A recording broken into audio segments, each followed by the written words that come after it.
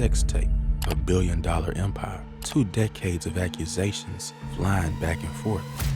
What's up, Ray? They will not silence me. I cannot be silenced from in no which way and form, dog. Kim Kardashian and Ray J's relationship ended in 2006, but the drama, that's still going strong in 2025. You have wrong black person, period. Today, we're breaking down the full story, from that infamous tape to the song that set the internet on fire. She might move on to rappers and ball players, but we all know I hate it. From Kanye's alleged laptop mission to the lawsuit that's happening right now.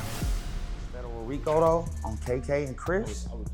Ooh, the federal RICO I'm about to drop on Chris and Kim is about to be crazy. The feds is coming. There's nothing I can do about it. It's worse than Diddy. Kim met Ray J while working as a stylist for his sister Brandy. I got into styling because my best friend is Brandy, and we'd always shop together. She'd always ask me to be, oh, you have to help me out, be my stylist, and They started dating, and by all accounts, they were into each other. The relationship lasted 4 years, from 2002 to 2006. During that time, in October 2003, they took a birthday trip to Cabo, San Lucas, Mexico. Kim was turning 23. Ray J brought his camcorder. You know where this is going. February 2007, 4 years after that Cabo trip, and about a year after Kim K and Ray J broke up, the word started to spread. Vivid Entertainment, that specializes in celebrity adult content, claimed they had footage of Kim Kardashian. Kim's lawyer immediately filed a lawsuit to block the release. Standard celebrity playbook, right? Protect your image, claim invasion of privacy, try to bury it. But here's where things get interesting. 3 months later, Kim suddenly dropped a lawsuit. Not only that, she settled with Vivid for reportedly $5 million and gave them permission to keep selling the tape. March 21st, 2007, Kim Kardashian Superstar officially released. The film made $1.4 million in just 6 weeks. Then, in October 2007, Keeping Up with the Kardashians premiered on E! That timing raised eyebrows, a lot of eyebrows. Vivid's founder, Stephen Hirsch, later said they bought the tape from a third party for $1 million. He insisted Kim fought hard against releasing it, that she and Kris Jenner had nothing to do with the deal. But not everyone bought that story. Well, it was brought to us by a third party. Felt like the proper paperwork that we needed was in place. That came along with it. Now that ultimately wasn't the case, but we went out there and said, look, we feel comfortable releasing this movie. In 2016, author Ian Halperin published a book called Kardashian Dynasty and dropped a bomb. He claimed the whole thing was planned. According to Halperin, a mutual friend of Kim and Paris Hilton told Kim that a sex tape was the fast track to fame. Look at what it did to Paris, right? Halperin alleged that Kim discussed making a tape with her family beforehand, and Kris Jenner was the one who made the deal happen behind the scenes with Vivid Entertainment. The Kardashians loudly denied it, but the whispers never stopped. Then in 2022, Ray J himself came forward with a completely different version of events. In an interview with the Daily Mail, he said something that shocked people. He never leaked anything. He claimed he got the idea after seeing Paris Hilton's tape boost her career. He pitched it to Kim as a joke, but she jumped on it and talked to her mom. After that, it was out of his hands. Ray J went even further. He said he never had possession of the tapes. He even posted alleged Instagram DMs between him and Kim, where they discussed their arrangement. In one message he wrote, "You know what we did." So now we've got 3 competing stories. 1, Stephen Hirsch from Vivid. It was a third party. Kim fought against it. 2, Ian Halperin. Kim and Kris planned it from the start. 3, Ray J. All 3 of them were in on it together. Who's telling the truth? 20 years later, we still don't know for sure. For a few years, things quieted down, but Kim's career took off. She dated NFL player Reggie Bush, married NBA player Chris Humphries for 72 days, and eventually started dating Kanye West. By 2013, Kim was pregnant with her and Kanye's first child, North. she was happy, moving forward with her life. And then Ray J decided to remind everyone about their past. In April 2013, Ray J released a song called I Hit It First. Title alone told you everything you needed to know. The cover art, a pixelated image that was obviously Kim Kardashian in a bikini styled to look like Kanye's My Beautiful Dark Twisted Fantasy album cover. The song was filled with references to their relationship. Ray J sang about how Kim might move on to rappers and ball players, but everyone knew he was there first. He referenced her going west, a clear shot at Kanye's last name, and the kicker, a line about making another movie together, a direct reference to their sex tape. At first, Ray J tried to play it off. Is this record about Kim Kardashian? This record is about me. Right, okay.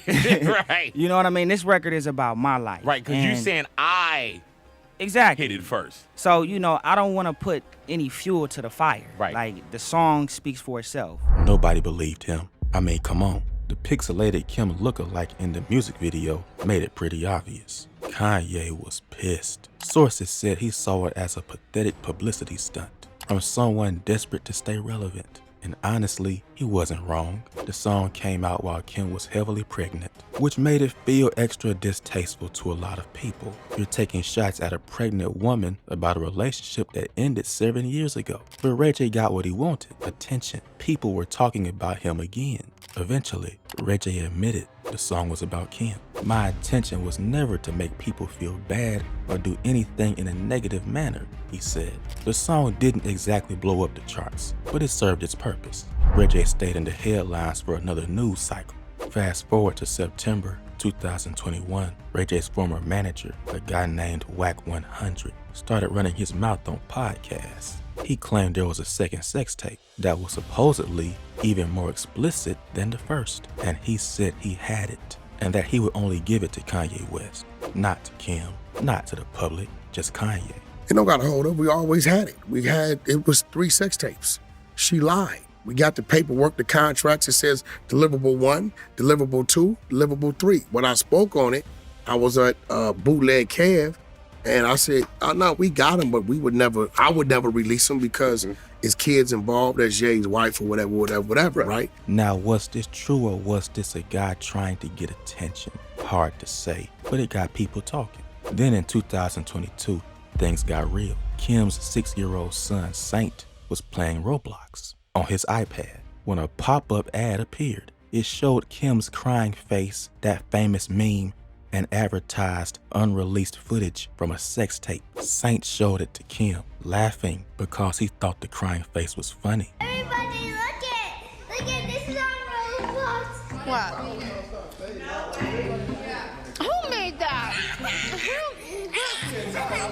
Who made that? Let me see. Click on it.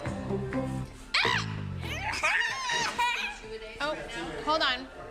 She immediately called her lawyers and reached out to Kanye. Kim was horrified. There was a picture of my cry face, and then I looked at it and it said something super inappropriate, like Kim's new sex tape. This whole situation became a major storyline on the new Kardashian show on Hulu. In January 2022, Kanye West went on Hollywood Unlocked podcast and told a story that got everyone talking. According to Kanye, he flew to meet Ray J at an airport, got a laptop that allegedly contained this unreleased footage, then flew it back to Kim. And went and got the laptop from Ray J myself that night, right? And then got on a red eye. I met this man at the airport, then got on a red eye, came back, delivered it to her at 8 a.m. in the morning. And then I gave it to her and she cried when she saw it. You know why she cried when she seen that laptop? Because it represents how much she's been used. On the Kardashians, they showed the moment. Kanye told Kris Jenner he had flown to LA just to get something for Kim. When Kim opened a suitcase with a computer and a hard drive inside, she got emotional. He got me all of the sex tape back. Oh my God. And he flew home and got the computer. It was on the hard drive. And I met up with Ray J at the airport and got it all back for me. Oh, Kim. I know Kanye did this for me, but he also did this for my kids. I want to shield them from as much as I can. Kanye told Chris, "How good is God that this happened right here at this time?" It was presented as this grand romantic gesture, Kanye the hero, protecting his family. But then Kim's representatives made a statement that changed the narrative. After reviewing the laptop, they said there was nothing sexual on it, just footage of Kim and Ray J on a plane to Mexico and at a club and a restaurant. Kim remains firm in her belief that there is no new second tape that exists. So what was on that laptop? Just old vacation footage? Or was there something more that Kim's team didn't want to acknowledge? Ray J was not happy about how this played out. He took to Instagram and called the whole thing a lie. He claimed Kim and Chris used him once again to create fake drama for their reality show. All of this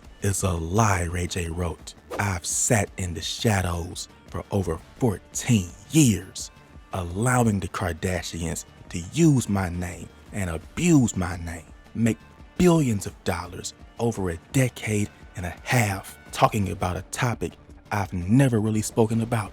According to Ray J, he did give Kanye a laptop, but it didn't have any sex tape footage. Just some old photos and videos from when him and Kim were dating. Nothing explicit. This needs to stop. I also have kids, Ray J said, frustrated that this tape kept being brought up 2 decades later. In Ray J's version, the whole Kardashian storyline was staged with Kanye's help to create content for the show. He felt used and manipulated once again. So who's telling the truth? Kanye and Kim say they got unreleased footage. Ray J says it's all fake. The public is left trying to figure out what really happened. You'd think after all that, things would calm down. But in 2025, Ray J took things to a whole new level. During a live stream with Krishan Rock, Ray J made a claim that shocked everyone. He's working with federal investigators to build a RICO case against Kim Kardashian and Kris Jenner. RICO, that's the Racketeer Influenced and Corporate Organizations Act. It's what they use to take down mob bosses and drug cartels. It's serious stuff. The federal RICO I'm about to drop on Kris and Kim is about to be crazy. The feds is coming. There's nothing I can do about it. It's worse than Diddy. Anybody know Kim and cool with Kim? They need to tell her now.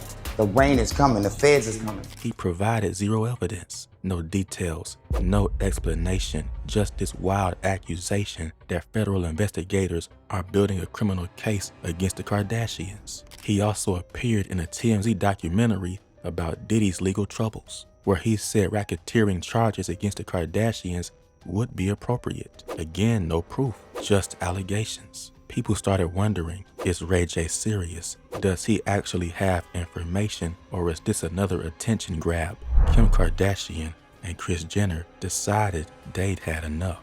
In late 2025, they filed a defamation lawsuit against Ray J. This marked the first time either of them had ever filed this type of suit. Despite decades of tabloid rumors and public drama, the lawsuit obtained by The Hollywood Reporter and Rolling Stone called Ray J's RICO claims blatantly false. Their attorney, Alex Spiro, stated, "No such federal investigation exists. No law enforcement agency has initiated any criminal proceedings or investigations related to racketeering charges against Ms. Kardashian or Ms. Jenner, and no credible evidence whatsoever supports these inflammatory allegations." The lawsuit painted a picture of Ray J as someone who's been waging a war against the Kardashians for decades, unable to move on from his relationship with Kim that ended over 20 years ago, unable to accept the end of his fleeting relationship with Ms. Kardashian over 20 years ago. Ray J has repeatedly sought to attach himself to plaintiffs' names and exploit their prominence for personal gain,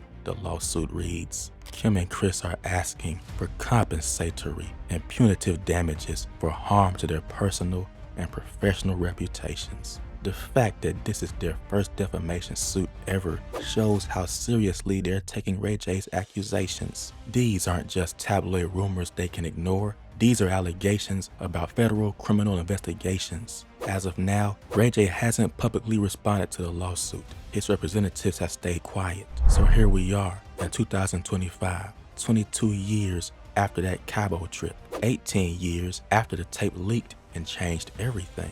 Kim Kardashian is worth over $1 billion.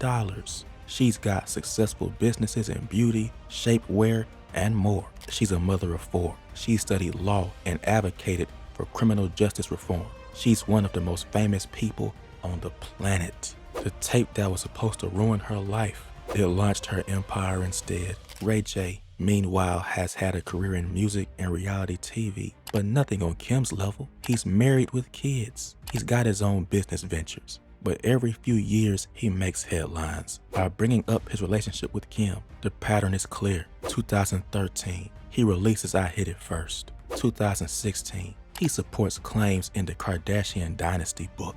2022, he disputes the laptop storyline on the Kardashians. 2025, he makes RICO allegations and gets sued for defamation. Is Ray J telling the truth about how the tape was released? Did he really partner with Kim and Kris on a deal? Or is he just trying to stay relevant by attaching himself to the Kardashian name? The only people who know for sure are Kim, Kris, and Ray J, and their stories keep changing. The Kim Kardashian and Ray J saga is about more than just a sex tape. It's about fame, power, and how scandal can be turned into currency in the digital age. It's about how a private moment became public property, about how embarrassment transformed into empire, about how the past keeps coming back when there's money and attention on the line. Whether the tape was leaked or released as a business deal, one thing is undeniable. It changed both of their lives forever, for better or worse. As the defamation lawsuit moves forward, we'll see if any real answers finally come forward, or if this is just another chapter in a drama that's been going on for 2 decades and shows no signs of stopping. If you enjoyed this video, give it a like and subscribe for more celebrity stories. Thanks for watching. I'm John Berry, and I'll see you later.